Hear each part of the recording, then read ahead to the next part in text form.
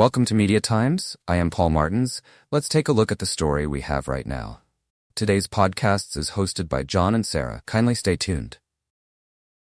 All right, so get this. Rwanda ranked 160th in the world. Yeah. They just beat Nigeria Oh, yeah.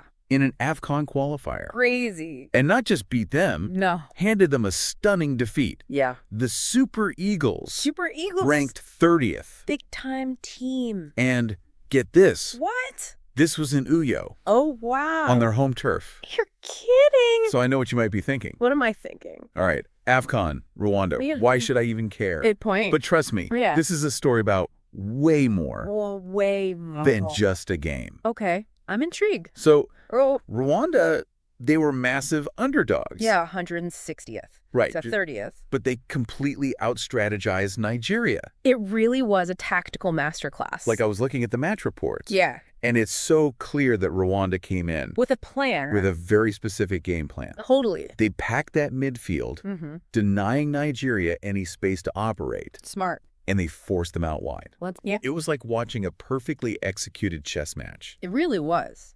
So they knew that Nigeria's strength attacking was in their attacking prowess, Especially through the middle. right through the middle. Yep.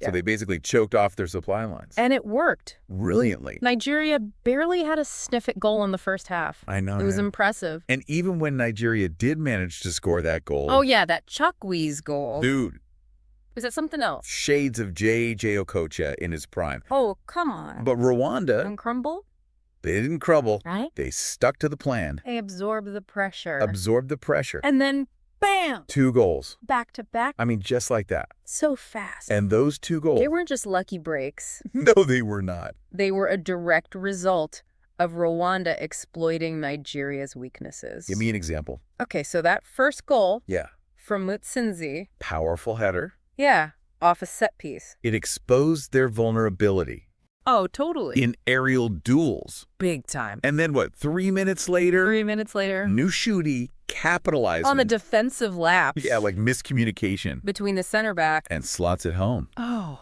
Unbelievable. I can't imagine what was Wow. going through the minds of the Nigerian fans at that moment. From the highs of qualifying. To the stunned silence Yeah. after that second Rwandan goal. Surreal. Surreal. I bet. And for the Rwandan players, Pure elation. pure elation. I mean, think about it. I know. They were on the road Facing giants and they executed their game plan to perfection. perfectly. So Rwanda's coach. Oh, yeah, Thorsten Spittler. What a name. Thorsten Spittler. He had some interesting things to say. After the match. After the match.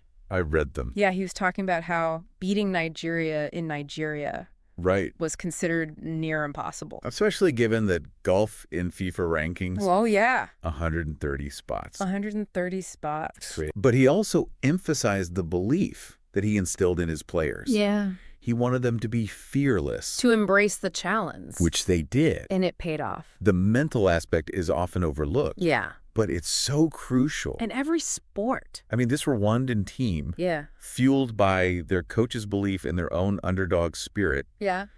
they turned what should have been a daunting task And into an opportunity. to make history. Exactly. So what does this upset tell us about the state of African football? Good question. Are we witnessing a genuine power shift? I think it's a little early to say for sure. Okay. But this result, Uh-huh. coupled with some other recent surprises, Yes. it suggests a changing landscape. Interesting. The traditional powerhouses, Yeah. they can no longer take victories for granted. That's for sure. There's a new generation of teams emerging, I've noticed that. playing with a tactical awareness and hunger. I love to see it. It's exciting to watch. So as we look ahead to the AFCON tournament, the question is, What's the question? who else might pull off a Rwanda? Another underdog story, What other underdogs are out there, right? ready to shock the world? I mean, that's the beauty of this sport. The unpredictability. The teams that we write off today could be the heroes of tomorrow. I love it. So I encourage you to pay attention, not just to the big names, Right. but to the teams with a story to tell, a point to prove. Love it. They might just be the ones writing the next chapter in African football history. I'm ready.